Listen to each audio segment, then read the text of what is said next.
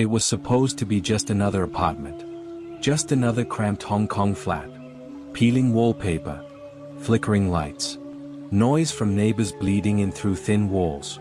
Nothing unusual. Nothing suspicious. Until the police opened a bedroom door. And found a Hello Kitty mermaid doll. Pink. Sparkly. Smiling. But inside that doll was a human skull. A young woman's skull. One that had been boiled. Scraped. Stuffed into toy cotton. Her name was Man-yee. Tonight, you'll hear her story. A story of desperation, power, cruelty, and the darkest side of human nature. A story that left detectives broken, jurors shaken, and Hong Kong forever changed. This is Crimes and Consequences. Hong Kong, a city of lights, noise, speed. A place where millions move quickly, and the vulnerable disappear quietly. One of them was a 23-year-old woman. Small, soft-spoken, born into hardship, pushed into addiction, and forced into survival. Her name was Man-yee. Some called her Ah Fong. Some knew her. Most didn't. But every one of them failed her. This is how she died. But also how the world finally saw her life. Before the darkness. To understand the horror, we must start with the truth. Man-yee was never a monster. She was never a threat. She was a young woman fighting to stay alive. Born in 1976, she grew up in an orphanage. Not because she wanted to, but because her family couldn't take care of her. She learned early that the world wasn't kind. She learned survival before she learned love. By her teens, she slipped into drug use. By adulthood, addiction controlled her. To survive, she took a job dancing and later working in a brothel. She didn't hide it. She didn't glamorize it. She simply needed money. But in the world she lived in, money was never just money. It was power. It was leverage. And for the wrong people, it was an excuse for violence. Chan Man-lock wasn't a kingpin. He wasn't a mastermind. But he was dangerous. He had status within a triad clique. And that status gave him confidence. The kind that turns cruelty into entertainment. He met Man-yee through the brothel. She served drinks. She danced. She survived. One night, she made a decision she thought was harmless. She took Chan's wallet. Maybe she thought he wouldn't notice. Maybe she thought she deserved a break. Maybe she was desperate. But Chan noticed. And Chan didn't forgive. He confronted her. She returned the money. She apologized. She begged. But in the criminal world, an apology isn't payment.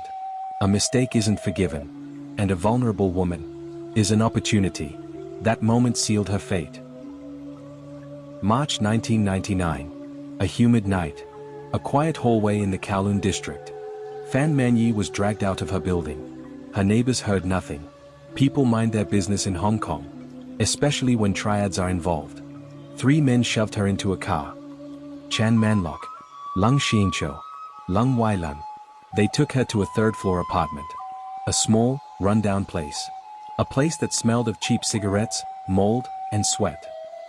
A place she would never leave alive. Inside that apartment, everything changed. The outside world disappeared. Her name disappeared. Her dignity disappeared. For over a month, Man-yee was tortured. Not once. Not twice. But every single day. They beat her with metal rods. Burned her with melted plastic. Hung her from a hook. Starved her. Forced her to smile while they recorded her. They laughed. They joked. They treated her agony like entertainment. They kept her wounds open. On purpose. So she would never heal. Never stand. Never resist. They turned her body into a battlefield. And her mind into a prison. But there was someone else in the apartment. Someone who didn't belong there. Someone who should never have seen any of it. A 14-year-old girl. She was the girlfriend of one of the men. Barely a teenager. Barely understanding right from wrong. Yet, forced to witness horrors that scar the soul. She didn't torture Fan. But she watched. She saw the beatings. The burns. The humiliation. She heard the screams. Saw the blood. Breathed in the smell of decay. And at night, she had nightmares even while awake. Man-yee didn't die in a single moment. Death didn't come quickly. It didn't come cleanly. Her body gave up slowly. Piece by piece. System by system. One morning, the men walked into the room. And she wasn't moving. No breath. No sound. No pleading. Just stillness. A young woman's life. Extinguished in silence. The men panicked. Not because she died. But because they needed to hide it. And what they did next still haunts Hong Kong. They dismembered her. They boiled her flesh. They cooked her body in a pot, the same pot used for meals. They laughed as they did it. They joked. They smoked. They planned nightclubs and parties. And when they finished, they took her skull, boiled it until it was clean, then stuffed it into a Hello Kitty mermaid doll, a symbol of innocence, turned into a coffin, a child's toy, now filled with the remains of a young woman, a smile painted on plastic, hiding the ugliest cruelty imaginable. The teenage girl who witnessed everything tried to forget. But nightmares clawed at her. Every night, she saw Fan's eyes. Her pain. Her begging. She heard her screams echo in the apartment. Even when she plugged her ears. Even when she closed her eyes. The men ignored her terror. They told her to forget. To move on. To keep the secret. But secrets like that never stay quiet. After weeks of torment. After sleepless nights. After choking guilt. She walked into a police station. And everything changed. At first, the police didn't believe her. Her story sounded impossible. Too horrific. Too surreal. Too monstrous. But she insisted. She cried. She begged them to look. And so officers followed her to the apartment. What they found inside stopped them cold. Blood stains. Burn marks. Tools of torture. And the doll. The Hello Kitty mermaid doll. Inside it was Fan Man-yee's skull. Even hardened officers turned away. Some vomited. Others left the force shortly after. This case broke everyone who touched it. Hong Kong's courthouse stands tall, but under a heavy, gray sky. Reporters gather. Parents clutch their children. Everyone whispers the same question. What punishment fits a crime like this? Inside courtroom number 3, the air feels cold enough to shiver through. 3 men stand before the judge. Chan Man-lok, the ringleader, the triad. Lung Xingqiu, the follower. Lung Weilun, the teenager they dragged into darkness. And in the back, the girl. The runaway. The one who saw everything. Ah Fong. She sits trembling, her hands locked together so tightly her knuckles are white. The prosecutor rises and says, "Your Honor, this case is about torture. Sustained. Calculated. And monstrous." The jury winces as the photos appear. The ropes. The burn marks. Her reconstructed skull. Then the prosecutor looks straight at the 3 men. "This is what you did. And this is why justice must not tremble today." Ah Fong takes the stand. She tries to speak. Nothing comes out. The courtroom is silent. Even the air seems to wait. Finally, she whispers, "I didn't want her to die." Her voice cracks. She continues, "I was scared. Of them. Of myself. Of the apartment." The judge asks gently, "Why didn't you run?" Ah Fong shakes her head. "Where? They owned everything. They knew where I slept. They knew my family. They said they'd feed me to the dogs." The audience gasps. She keeps going, tears sliding down. "I watched them hurt her. I heard her crying. Every night. I wanted to help. I wanted to be brave. But I couldn't breathe. I couldn't think." She covers her face. "And then, I still see her. Every night. Even now. She asks me why I didn't stop it." Silence. But this silence feels different. Heavier. More complicated. The courtroom begins to understand. Evil doesn't only destroy its victims. It destroys witnesses. It destroys the guilty. And sometimes, it destroys the bystanders too. The defense claims, no body, no murder. Chan Man-lok smirks in his seat. His lawyer stands confidently. "Your Honor, there is no proof of murder. No body. No cause of death. The only witness is a terrified girl who admits she panicked. How can we trust panic?" The prosecutor slams a photo onto the screen. The Hello Kitty mermaid doll. Inside it. Flesh. Bone. A skull. The defense raises a hand. "These remains prove nothing." For all we know, she died of an overdose. Of suicide. Of illness. You cannot convict on maybes. Gasps ripple across the courtroom. Chan Man-lok sits like a stone. Cold. Unmoving. Unbothered. As if torture is simply business. A forensic pathologist steps up. His expression is drained. As if the autopsy changed him too. He pulls up diagrams, x-rays, reconstructions. Her skull showed multiple healed fractures. Proof of long-term abuse. He continues. Her bones show signs of starvation. Her tissues show burns consistent with heated plastic. There is no possibility she simply died. This was torture. Then he looks at the judge.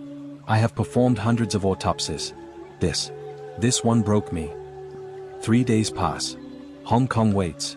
Inside the courtroom, tension vibrates like electricity. The judge reads. On the charge of murder. The evidence is insufficient beyond reasonable doubt. Gasps. Shouts. Cries. All sounds fill the air. Ah Fong collapses into her hands. The judge raises his voice. However, on the charge of unlawful imprisonment, on the charge of torture, on the charge of preventing a lawful burial, all three are found guilty. The sentences drop like stones. Chan Man-lok, life imprisonment. Lung Xiancho, life imprisonment. Lung Weilun, 20 years. Ah Fong is granted immunity for cooperation. But the public erupts. Because something feels unfinished. How can men who tortured a woman for weeks walk away without a murder charge? How can the law be so rigid? When the suffering was so monstrous? The story didn't end in the courtroom. It spread. Like a stain. Like a warning. Like a ghost. Fan Man-yee's case forced Hong Kong to confront things it preferred to ignore. Addiction. Poverty. Triad cruelty. Violence against women. The price of looking away. It made people question how a young woman could scream for so long. Without anyone hearing her. How neighbors could sense something was wrong. And choose silence. How society could watch vulnerable women fall. Again and again, and again. And never reach out a hand.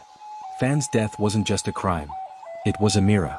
And what it reflected wasn't pretty. Why did these men torture her? Why so long? So brutally? With so much pleasure? The answer is disturbing. This wasn't about death. Not really. It was about control. Domination. A desire to crush someone completely. Triad culture fed it. Power fueled it. Methamphetamine intensified it. But the cruelty? That was all. Ordinary men, choosing extraordinary cruelty. Monsters aren't born. They are made. One choice at a time. 4 years, the building where Fan died stood empty. People refused to enter. Residents claimed to hear screams at night. Lights flickering. Voices whispering. Some swore the doll's eyes moved. Others said shadows crawled along the walls. Urban legends spread. Some silly. Some chilling. All rooted in truth. Pain leaves an imprint. And that apartment was soaked in it. The city could not forget. News spread across Hong Kong like wildfire. Parents pulled their children close. Schools held emergency assemblies. Women double-locked their doors. Society was shaken. Not just by the crime, but by the reminder that laws can fail. That monsters can slip through cracks. That justice can feel incomplete. Murders happen. Torture happens. But this? This crossed a line Hong Kong didn't know existed. And once crossed, it cannot be unseen. Months after the trial, a reporter finds Ah Fong standing outside a public pier, staring at the water. She hasn't slept in days. Her voice is weak, but steady. The night she died, she wasn't screaming anymore. She was just quiet. I think she knew she wouldn't survive. But she kept asking me, why are they doing this? She wipes a tear. I didn't have an answer then. And I still don't. She turns toward the camera. If you ever see someone suffering, please don't be like me. Please don't be afraid to help. She walks away. The reporter watches her disappear into the crowd. Just another face in a city of millions. But behind her, a ghost walks too. That's the consequence of evil. Some crimes destroy the body. Others destroy the soul. This one did both. Evil leaves fingerprints. Not just on skin. On society. On memory. On the law. On the vulnerable. On the people who watched but couldn't act. But it also leaves a question. What do we do after evil ends?